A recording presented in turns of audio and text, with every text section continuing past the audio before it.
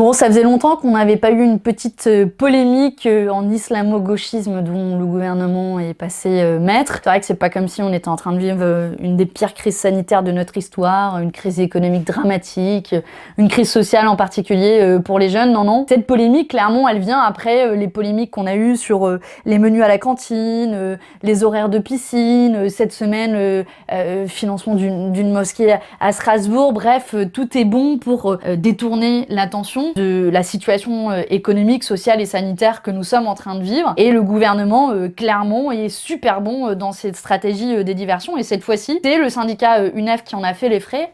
À la suite d'une interview, je vous encourage vraiment à regarder cette interview en entier, sur Europe 1, de la présidente de l'UNEF. Elle était là pour parler de la précarité des jeunes, de leur détresse psychologique, de ces jeunes qui font la queue devant des banques alimentaires, mais elle a eu que des questions sur le fait que l'UNEF organise des réunions non mixtes et elle a été pointée du doigt en racisme et toute autre chose. Et après, on a eu l'emballement habituel de la sphère médiatique. Donc derrière, c'est BFM qui en fait, vous savez, les petits bandeaux en bas. Et puis après, ruée dans les brancards de La République en marche, les Républicains, le Rassemblement national qui, une fois de plus, on parlait de concert, pour mener la chasse à l'UNEF. Et cette fois-ci, ça allait encore plus loin que d'habitude, je dirais, enfin, toutes ces attaques en islamo-gauchisme récurrentes qu'on a, puisque certains élus de droite sont allés jusqu'à demander la dissolution de l'UNEF. Ce qui est pas rien quand même parce qu'on parle d'un des principaux syndicats étudiants. Donc ça vous donne une situation de, ok, il y a eu l'emballement. Mais en fait, de quoi on parle véritablement derrière cette interview scandaleuse de la part d'Europe 1 qui est vraiment le bas du caniveau du journalisme? On parle en réalité de réunions, de groupes de parole dans lesquels les victimes de discrimination peuvent parler des discriminations qu'elles ont subies ou qu'elles subissent. C'est assez commun, je dirais, c'est pas nouveau que ce soit organisé.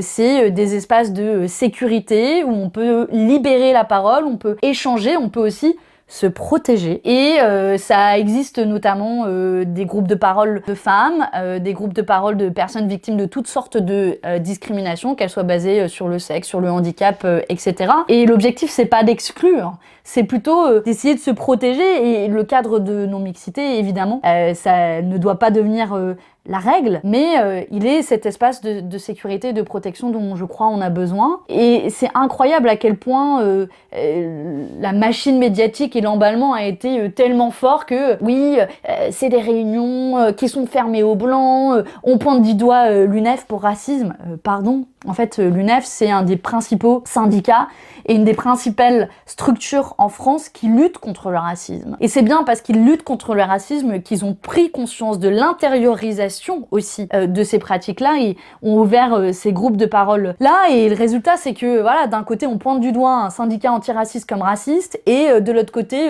sur France Inter, Marine Le Pen, elle arrive tranquillement en se présentant comme une des premières antiracistes de France. Mais franchement, on perd tous les repères. Et cette vindicte-là, elle a été lancée, amenée, orchestrée par les droites ensemble. Par les droites ensemble qui ont parlé d'une seule voix, mais pas toute seule. Parce qu'on a bien senti la gêne aussi du Parti Socialiste, d'Olivier Faure, d'Anne Hidalgo, qui disent oui, quand même, ce que fait l'UNEF, quand même, voilà, il y a un truc qu'il faut quand même désapprouver, etc. Et c'est hyper dangereux ce qu'ils font. Parce que derrière, c'est cautionner la dénonciation d'un des principaux syndicats étudiants de France. C'est invisibiliser toute la cause qu'ils portent pour défendre la situation des étudiants, alerter sur leur niveau de précarité à l'heure actuelle, et puis surtout, c'est cautionner la stratégie actuelle du gouvernement de détruire progressivement tous les corps intermédiaires. Et on voit qu'on en fait tous les frais à un moment ou à un autre, et qu'il y a une véritable stratégie du gouvernement qui le cautionne d'une certaine manière. Alors nous, du coup, on s'est mobilisé. Vous avez peut-être vu, il y a une tribune qui est sortie dans Le Monde, qui a été signée par plus de 250 personnes, essentiellement des anciens dirigeants de l'UNEF.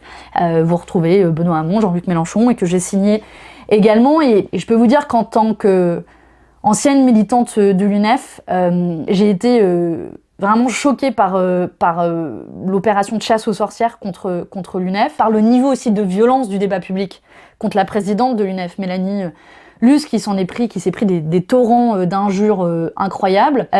Et choqué aussi que en 2021, on en arrive là à condamner un syndicat étudiant qui essaie d'organiser, de protéger celles et ceux qui sont victimes de discrimination. Et je crois que l'histoire pourra se souvenir de quel camp de la République, dans quel camp de la République nous nous trouvons.